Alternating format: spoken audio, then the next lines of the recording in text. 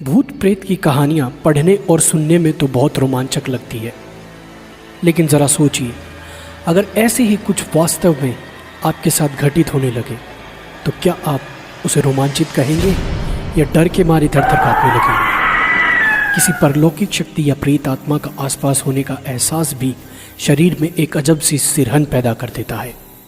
तो ऐसे में जाहिर सी बात है, जब आपका सामना ऐसे किसी ताकत से हो जाएगा तो आपका रोमांचक वहीं दम तोड़ देगा। वैसे तो कहने को बहुत सी ऐसी जगहें हैं जहां यह माना जाता है कि आत्माओं का वास है। कोई वीरान और अकेला घर हो या एक लंबे समय से खाली पड़ी इमारत। इसके अलावा वह स्थान जहां किसी दुर्घटना की वजह से भी किसी की जान गई हो, उसे भी हम योग्य नहीं मानते हैं कि हम वहां जाएं, क्योंकि जिन लोगों की जान दुर्घटना में जाती है उनकी आत्मा को मुक्ति नहीं मिलती और वे भटकते रहते हैं।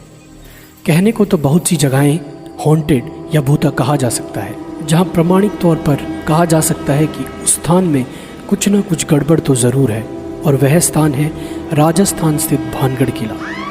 यह वह स्थान है जिसे पुरातत्व वैज्ञानिकों ने सामान्य नहीं माना है।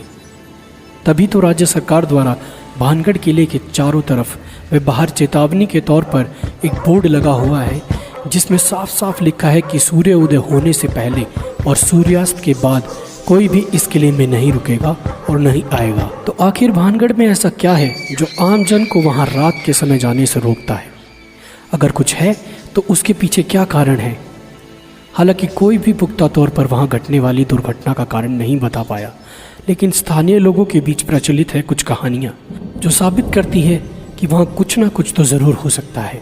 लोगों का मानना है कि बहुत समय पहले इस स्थान पर रत्नावती नाम की बहुत सुंदर राजकुमारी रहती थी, जिस पर काला जादू करने वाले तांत्रिक की कुदृष्टि थी।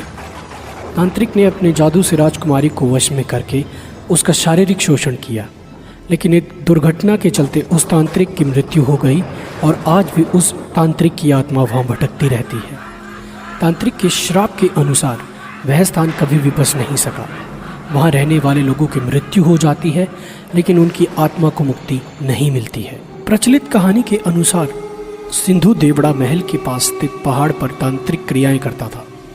वह रानी रत्नावती के रूप पर आसक्त था। एक दिन भानगढ़ के बाजार में उसने देखा कि रानी की एक दासी रानी के लिए केश तेल लेने आई है। सिंधु देवड़ा ने उस तेल को अभिमंत्रित कर दिया कि वह तेल जिस पर भी लगेगा उससे वह तेल उसके पास ले आएगा। कहते हैं कि रानी ने जब तेल को देखा तो वह समझ गई कि यह तेल सिंधु सेवड़ा द्वारा अभिमंत्रित है। तो कहते हैं कि रानी भी बहुत सिद्ध थी, इसलिए उसने पहचान कर ली और दासी से उस तेल को तुरंत फेंक देने को कहा। दासी ने उस तेल को एक चट्टान पर गिरा दिया। कहते हैं अभिमंत्रित तेल ने चट्टान को उड़ाकर सिंधु सेवड़ा की ओर रवाना कर दिया। सिंधु सेवड़ा ने चट्टान देखकर अनुमान लगाया कि रानी उस पर बैठकर उसके पास आ रही है, सो उसने अभिमंत्रित तेल को रानी को सीधे अपनी छाती पर उतारने का आदेश दिया।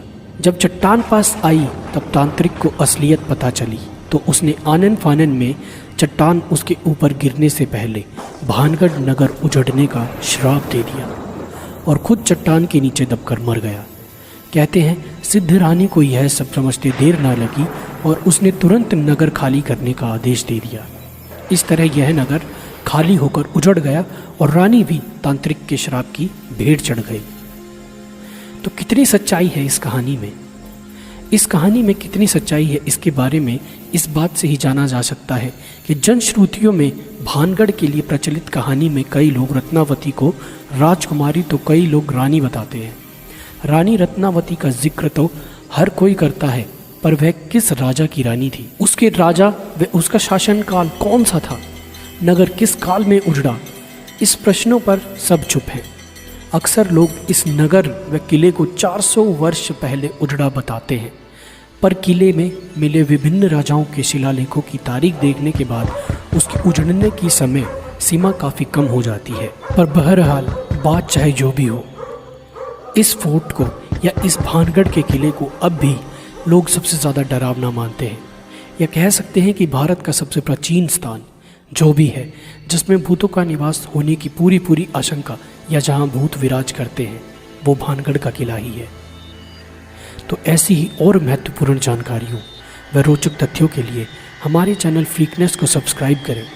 व यह वीडियो आपको कैसा लगा हमें लाइक व कमेंट करके ज़रूर बताएं। धन्यवाद।